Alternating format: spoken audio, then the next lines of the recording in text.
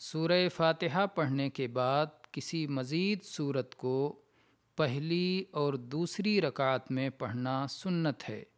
یہی جمہور اہل علم کا قول ہے۔ ابو قتادہ رضی اللہ عنہ کی حدیث ہے، کان النبی صلی اللہ علیہ وسلم یقرأ فی الرکعتین الاولیین من صلاة الظہر بفاتحة الکتاب وسورتین یطول فی الاولی ویقصر فی الثانیہ۔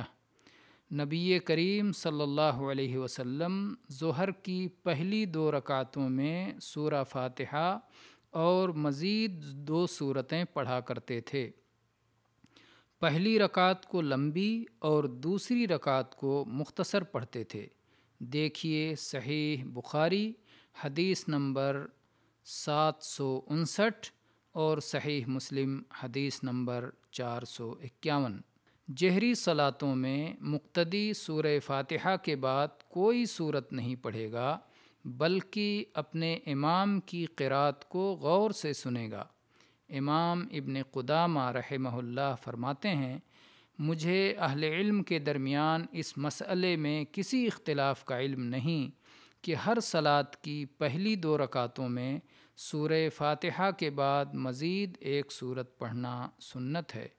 دیکھیے المغنی جلد نمبر 1 صفحہ نمبر 568۔